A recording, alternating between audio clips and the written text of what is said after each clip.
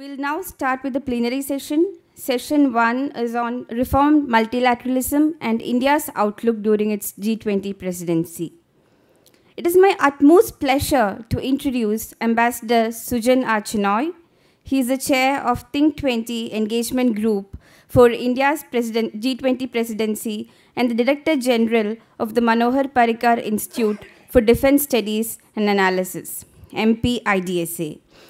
A career diplomat from the year 1981 to 2018, he held several important diplomatic assignments, including his tenure as an ambassador to Japan.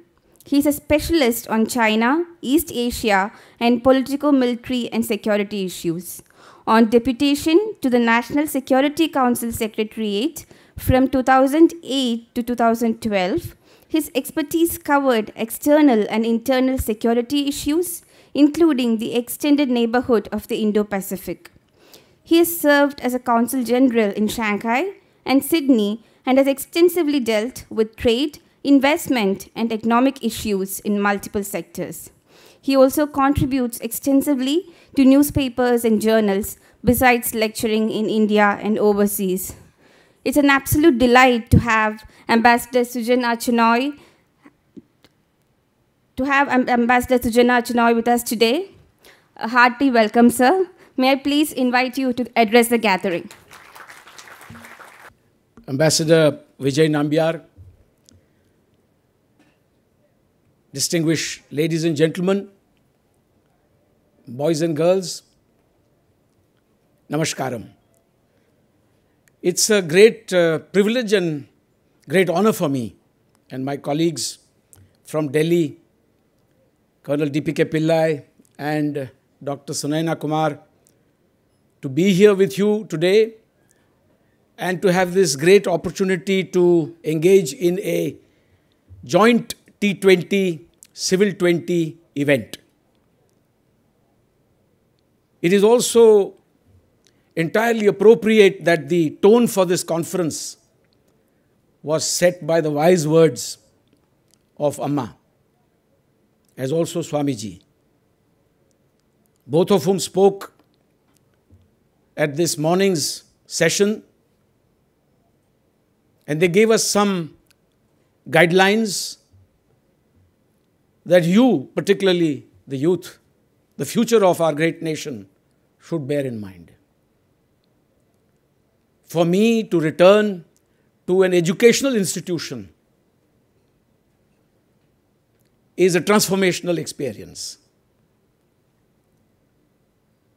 And we all begin our education at the feet of our mothers. Today is no different.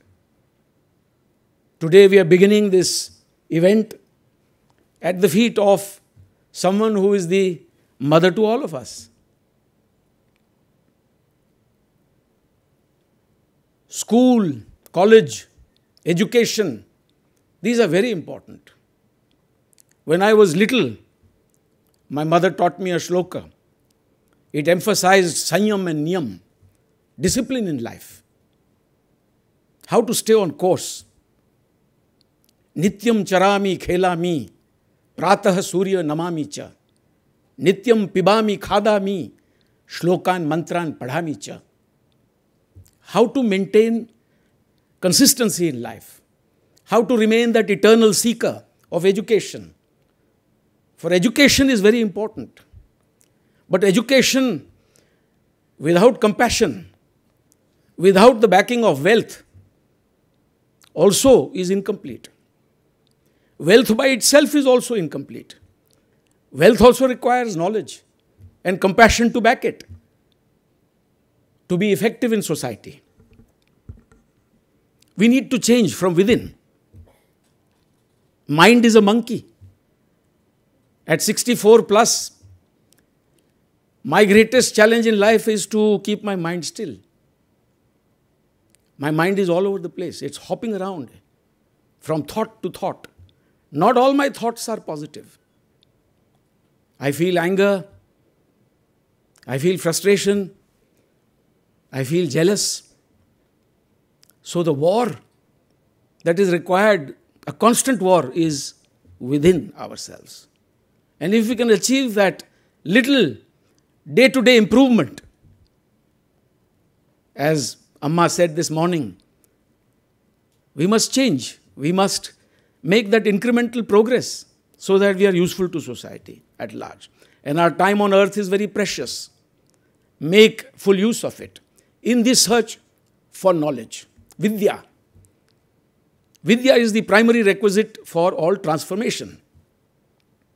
As our great culture teaches us, Vidya dhadhati vinayam, vinaya adhyati patratam, patravad dhanamapnoti dhanadharma tatah sukham. Knowledge creates humility. Vidya dhadhati vinayam, vinaya adhyati patratam. If we are humble, we can build better character. Patravad dhanamapnoti. A good character, good knowledge, good education can help us to earn some wealth. Dhanata dharma tataha sukham. But that wealth has to be applied in a positive way. And this requires a group effort also. Our country today is on a high growth trajectory in a world which is tortured, which is fractured, where multilateralism, as the topic suggests, the topic for today, reform multilateralism in a changing world. In a difficult and challenging world, India is going to give voice to the global south, not just to the millions of our people, but to the people of the world. But a group effort is required. A group effort by the global community. A world in which no single power today is capable of making its writ felt on every issue at all times in every part of the world. It's an imperfect world. Multilateralism is greatly weakened.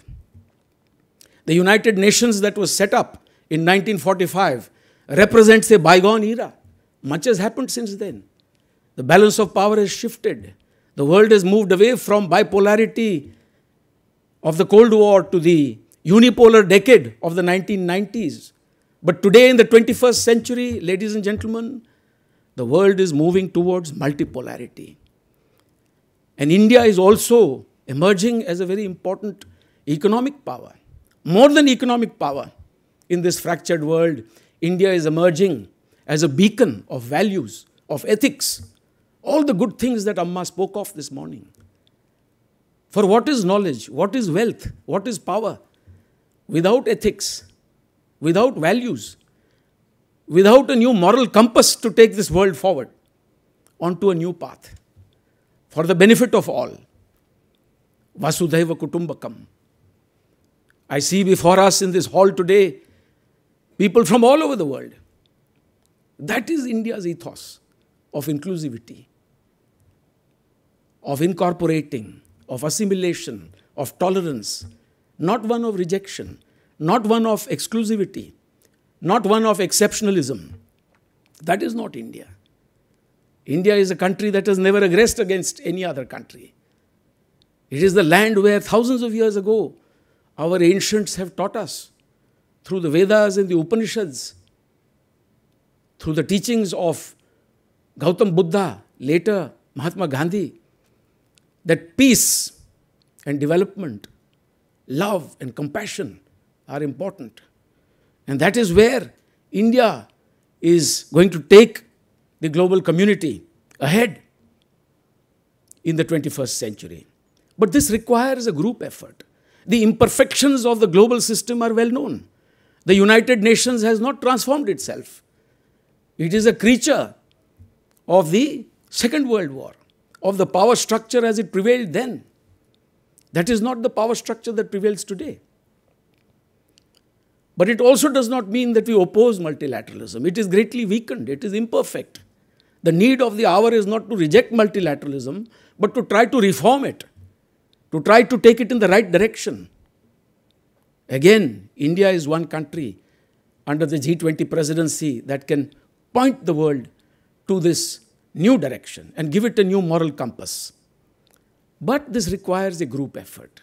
The great challenges that the world faces today, whether it is of climate change, whether it is of the COVID pandemic, whether it is the friction between great powers, as we saw even in the pre-COVID period between China and the United States, and now this war in Ukraine.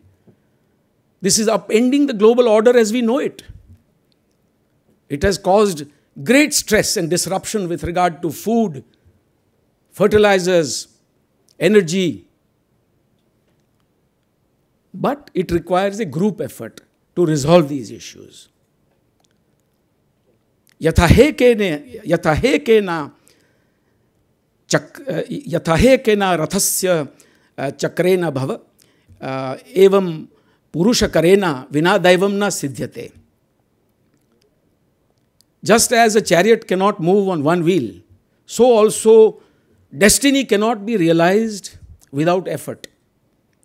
And that is how the global community is required to unite today under the leadership of India in G20 to make perfect, to reform this international order. Friends, today the world is reeling on account of tensions along 6 main axes or factors. The first is trade. Trade is fungible. It is a result of globalization as we have seen it over the past several decades. But yet trade today is the source of much tension, of sanctions, of protectionism. But not all of it is within the control of powers as they contest with one another. It has a logic of its own. Demand and supply, market forces. India's trade, even with a country like China, post-Galwan, has only increased. That is also the case in regard to trade between the United States and China. And trade is not a bad thing. We must trade with one another, but we must do so in a fair and equitable manner. The other source of tension, the second of the 6 T's as I call them, is technology. The world is moving rapidly into new technologies, emerging technologies. It is moving into artificial intelligence, the Internet of Things, big data, drone technologies, clouds. Data is the new gold. And technology today is also being weaponized. There is greater success in this regard. In semiconductors, the kind of sanctions, restrictions put in place. And the future will bring new technologies, the consequences and impact of which are unknown today.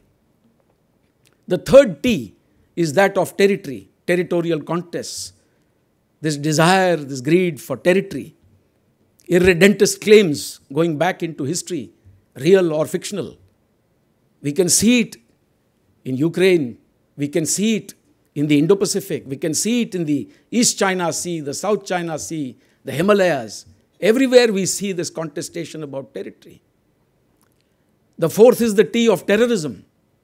For without peace and stability, without terrorism disrupting progress, there can be no development. In our part of the world, we have suffered terrorism for a very long time. Yet, the world woke up to this threat only after 9/11. And today it is a global threat. Yet, the global community has been unable to agree on a definition of terrorism.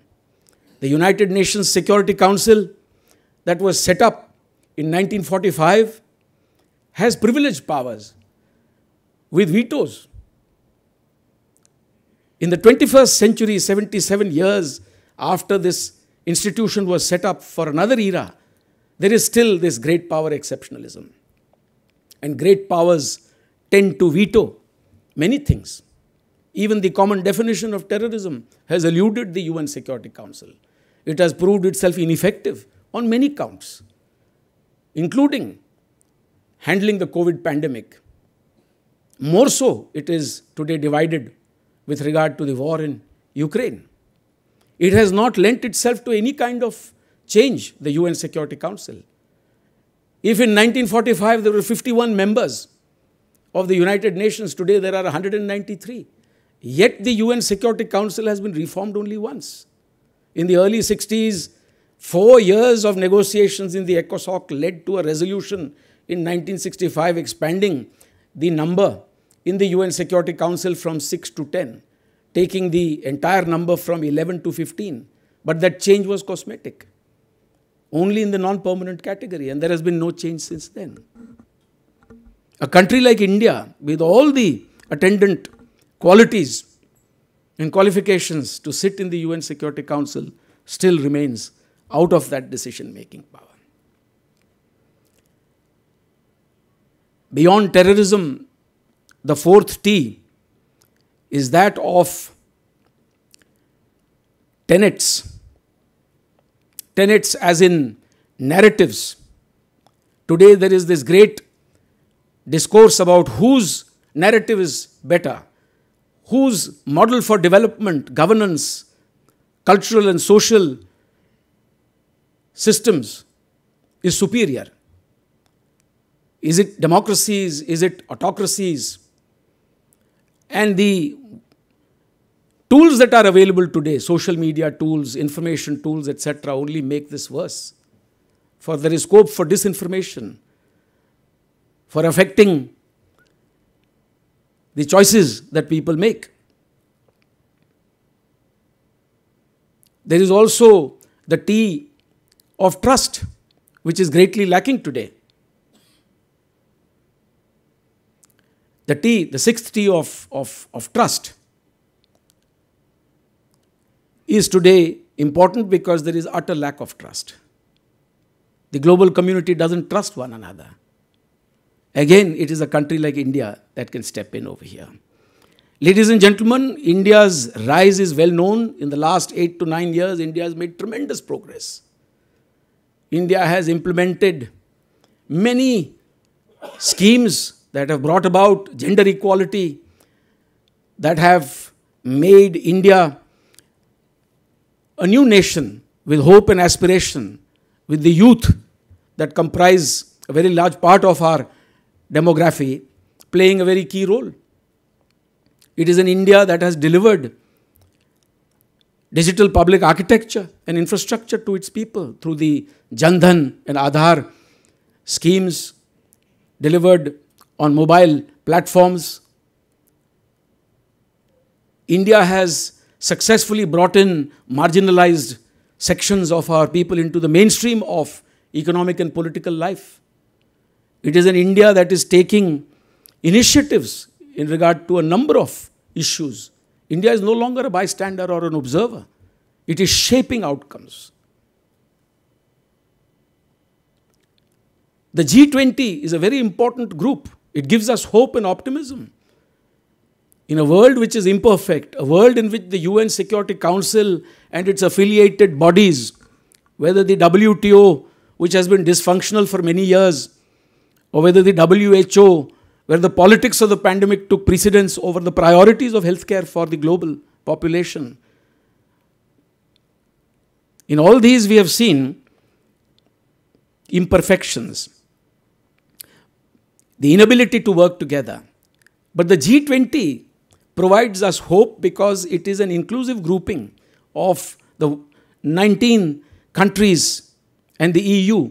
20 of the world's largest economies are in this grouping, and they are not required to focus on political issues, not on geopolitics, but on developmental issues. At least that is the basis for the G20.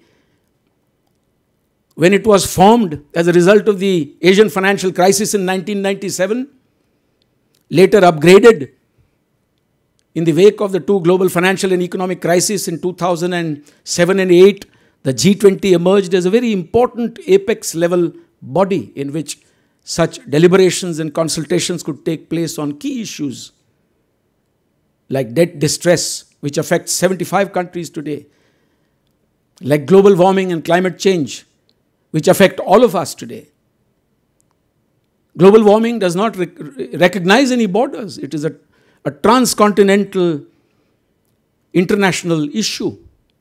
Like healthcare, until everyone is safe in the era of pandemics, nobody is safe.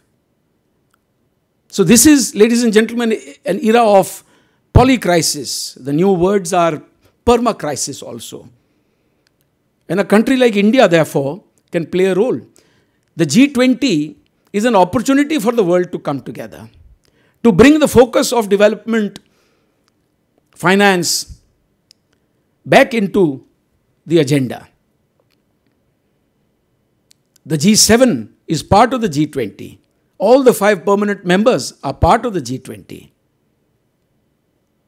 It is an opportunity for the major powers to step away from their major power contestation, to step away, pull away from the gridlocked highways of geopolitics, to treat the G20 as a wayside station where they can sit together, away from the traffic jams on the highways of geopolitics, to discuss something that would benefit mankind. There are many unique features of India's G20 presidency. It is the first time that 4 developing countries are chairing the G20 back to back. Indonesia last year, India this year, Brazil next year, and South Africa the year thereafter. This is therefore a great opportunity to bring the discourse back onto issues that matter, on which we can try and evolve some consensus, not the issues that divide us. It is unique because it is for the first time that an entire country, 1.4 billion people, are being involved in this exercise, with hundreds of events taking place around the country in all states and union territories. That is the uniqueness of India's G20. As the Prime Minister has said, we want it to be decisive, inclusive, action-oriented. For the G20 represents 85% of the world's GDP, 75% of global trade, and 2/3 of the global population. The G20 should speak up for the global south. That is why the Prime Minister of India engaged 128 countries, leaders from 128 countries, at the Voice of the Global South summit held in February this year. It is therefore truly an all-inclusive, all-encompassing structure that should be fully utilized. One of the most important aspects of India's G20 is to bring focus back onto climate change and protection of the environment. And you, people sitting here in Kerala, in God's own country, will appreciate what I'm saying. These great bounties of nature that you have, the air that we breathe, the water that we drink, the food that we eat, is today either depleted or, worse still, polluted. Even worse still, it is the subject of politics. And we therefore need to focus on what the Prime Minister of India, Shri Narendra Modi, has spoken about: lifestyle for environment, creating pro-planet people, allowing millions of people like the young people in the room today to become climate warriors, climate action warriors, to act responsibly towards Mother Nature, to protect the resources of the earth, to use them judiciously, to be accountable in terms of our consumption, to promote a circular economy, to repair and recycle as much as we can, so that we leave behind an earth with its bounties intact for future generations as well. Mahatma Gandhi had also said that this world, this earth has enough to meet everyone's needs, but not to meet everybody's greed. I think this message came out very strongly in Amma's message also this morning. Need to respect our environment. India has become a climate change leader today. The one sun, one world, one grid concept that the Prime Minister of India proposed at COP26, his proposal to have resilient infrastructure for island nations, low-income countries that are worst affected by the frequent cyclones and typhoons and tsunamis,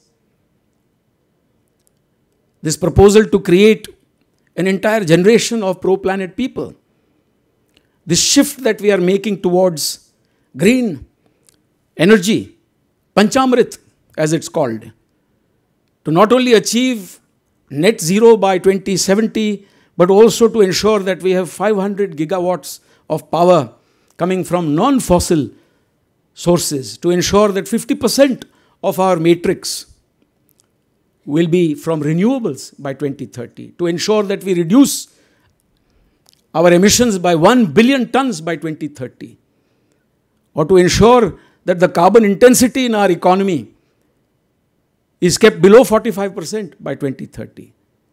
That kind of path-breaking proposal made by India will also set the tone for climate action. In the digital world today, there is a very real threat of moving towards what I might call cyber colonization, digital poverty, inequality. For data is the new gold. If you have the servers, you have the control over undersea cables. If you control the meta space, you control the browsers, you control everything. You control the minds of people around the world. You control information. The laws at the international level have not kept pace with these technologies. And this can also become a source for future malcontent, dissent, even wars. There are countries that have already said that a cyber attack will be deemed as an attack, as a kinetic attack. And it can result in wars. We have to keep this in mind as we handle technology. We have to ensure that the digital public infrastructure is available to all. And India can share its own experience with others. The largest number of financial transactions in the world today are conducted in India today at zero cost. A friend from Malaysia said that they have to pay for every transaction they make on their mobile phones. In India, you do it at zero cost. This is something we can offer to the global south. We can take them along with us based on our experience. There is also the important issue of reforms of the multilateral development banks and the international financial institutions in this imperfect multilateralism that exists before us. These, the World Bank, the International Monetary Fund, these are also structures that were created in 1945 as a result of the end of the Great War. They also represent, as creatures of the power structure prevailing then, they represent more the interests of the elite, the permanent members of the Security Council. I ask you a question. Why is it that the special drawing rights of the IMF, even today, do not correctly reflect the relative share of the country's GDP in the global GDP? For that was the foundational principle for creating SDRs. Today, India contributes something like 3.4% of the global GDP, but its special drawing rights are 2.75%. There are spent powers in the UN Security Council who may contribute only 3.2% to 3.25% of the global GDP, but their share in the SDRs is 4.75%. This requires review. It requires compassion. None of the goals addressing debt distress today in large part of the world today, many geographies, on account of the COVID pandemic, post-pandemic recovery challenges, the war in Ukraine, the challenge of having adequate finance to meet the climate change problem. This cannot be achieved unless lending is reformed. That we have reform in lending, there is hybrid lending, there is participation of public and the private sectors together, that the rich loosen their purse strings to provide adequate financing to deal with debt distress. Only once have the voting rights, special voting rights, been increased in 2007, 2008 from 250 to 750. Thereafter, change has remained frozen in the multilateral development banks and the international financial institutions. So, ladies and gentlemen, let me end at this point to say that multilateralism is imperfect, it is fractured, it is weakened, but we don't have to oppose multilateralism through the G20. We have to work with it. We have to convince all the powers in the world to work together. We have to try and see how we can improve multilateralism. We cannot afford to throw the baby out with the bathwater. And this will require a joint effort. Udyamena hi karyani siddhyanti na manorathaya na hi suptasya simhasya pravishanti mukhe murga.